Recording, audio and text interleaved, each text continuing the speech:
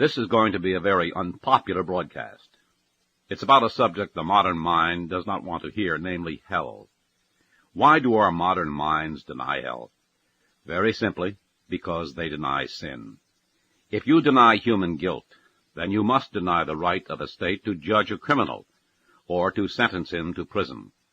Once you deny the sovereignty of God, you must deny hell. The existence of hell is God's eternal guarantee of the inviolability of human freedom. You can disbelieve in hell, but you must also disbelieve in freedom.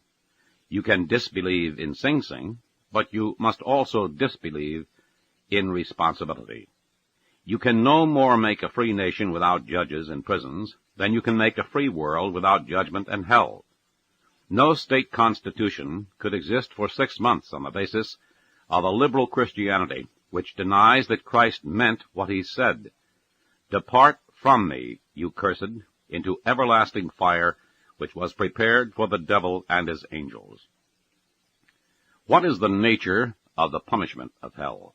It is twofold, because it corresponds to the double character of sin.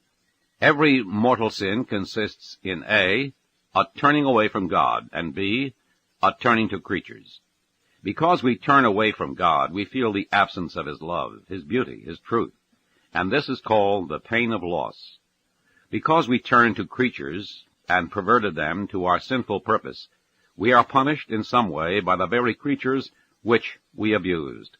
This is called the pain of sense, one of its aspects being the fire of hell. The pain of sense is based on the principle that the punishment should fit the crime. If you disobey one of nature's laws, you suffer a corresponding retribution. If you become intoxicated some night and put yourself in a state of amiable incandescence, you do not necessarily wake up the next morning with an overdrawn bank account, but you do feel the effects of abusing the God-given thirst by something vaguely described as a hangover. In almost so many words, the alcohol says to you, I was made by God to be used by you as a reasonable creature. You perverted me from the purpose God intended. Now, since I am on God's side, not yours, I shall abuse you, because you abused me. In hell, in like manner, we shall suffer from the very creatures we perverted. Hence, there will be different kinds of punishment in hell. The fiercer the grip sinful pleasures had on a soul in this life, the more fiercely will the fires torment it in eternity. As the Scriptures tell us, by what things a man sinneth, by the same also he is tormented.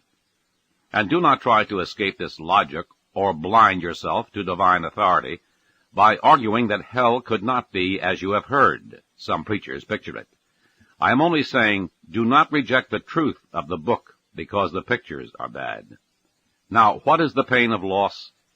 That is best understood as the loss of divine love, and from 3 distinct points of view we shall describe it.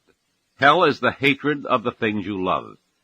A sailor lost on a raft at sea loves water. He was made for it, and the water was made for him.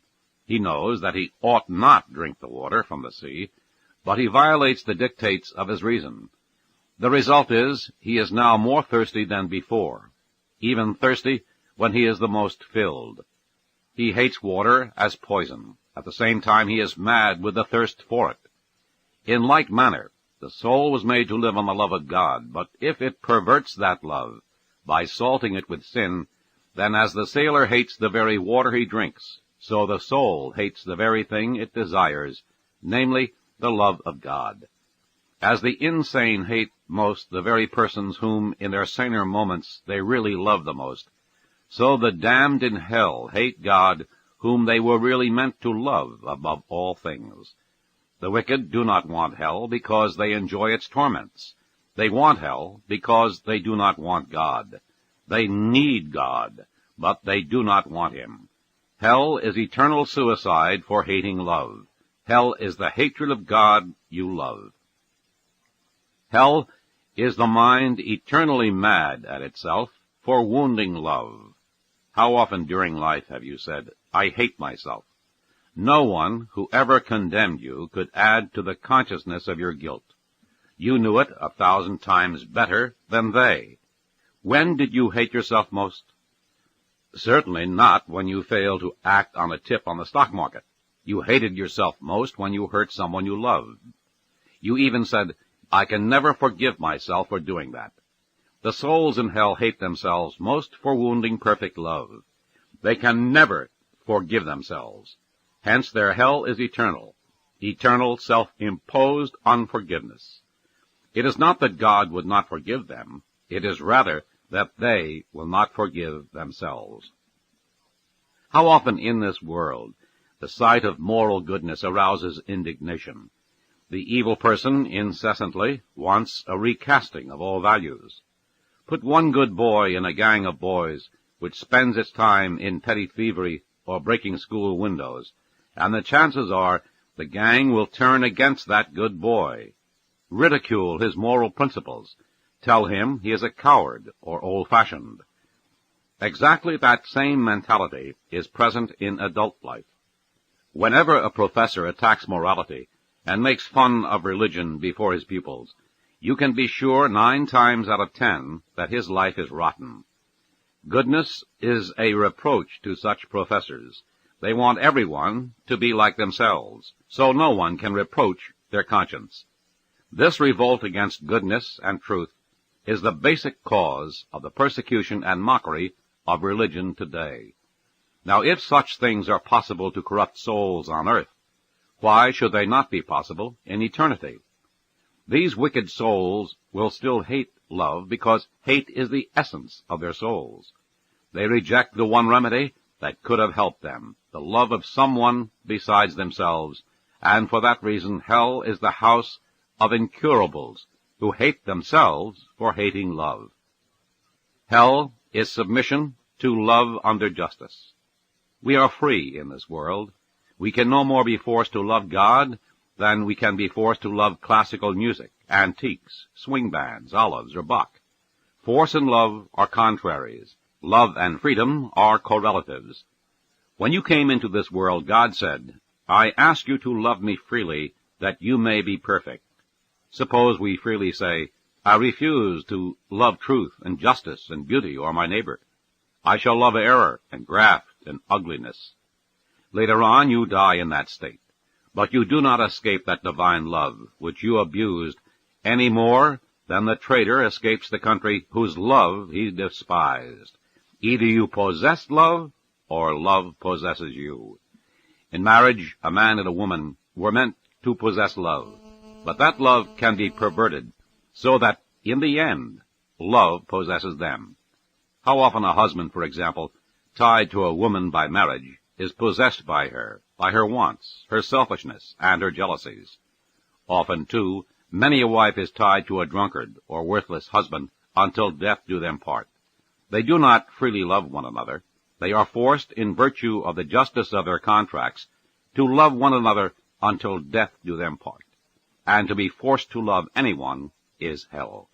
The lost souls could have loved God freely, but they chose to rebel against that love, and in doing so came under divine justice, as the criminal falls from the love of a country to its justice.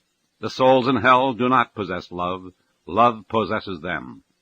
Justice forces them to love God, that is, to submit to the divine order. But to be forced to love is the very negation of love. It is hell. Think not that hell ever ends, or that someday souls in hell will go to heaven.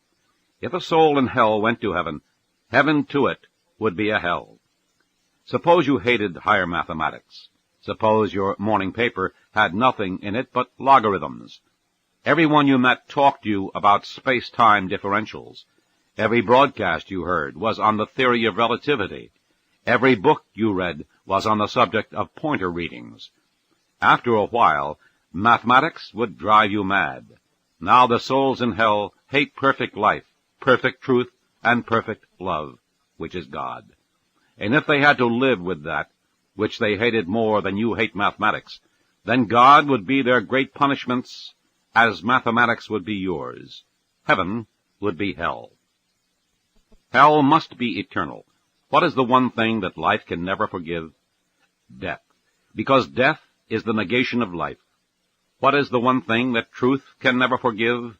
Error, for error is its contradiction. What is the one thing that love can never forgive? It is the refusal to love. That is why hell is eternal.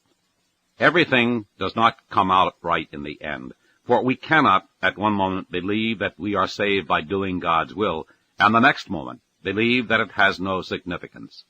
Hell means that the consequences of your good and bad acts are not indifferent. It makes a tremendous amount of difference to your body if you drink tea or TNT, and it makes a greater difference if your soul drinks virtue or vice. When the tree falls, there it lies. You ask, how can a good God be so wrathful as to sentence souls to hell? Remember that God does not sentence us to hell as much as we sentence ourselves.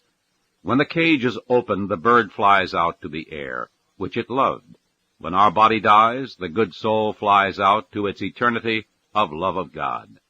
But a soul in the state of sin at the moment of death casts itself into hell just as naturally as a stone released from my hand falls to the ground. God has not a different mood for those who go to hell and for those who go to heaven. The difference is in us, not in him. The sun which shines on wax softens it. The sun which shines on mud hardens it. There is no difference in the sun, but only in that upon which it shines. So there is no difference in the God of love when he judges the wicked and the just. The difference is those whom he judges. Hell is at the foot of the hill of Calvary, and no one of us can go down to hell without first passing over the hill where there is a God-man enthroned with arms outstretched to embrace, head bent to kiss, and heart open to love. I do not find it hard to understand God preparing a hell for those who want to hate themselves eternally for having hated him. But I do find it hard to understand why that same God should die upon a cross to save unworthy me from a hell which my sins so rightly deserve. Hell is a place where there is no love. That there may be no hell in our final destinies, one final word. God love you.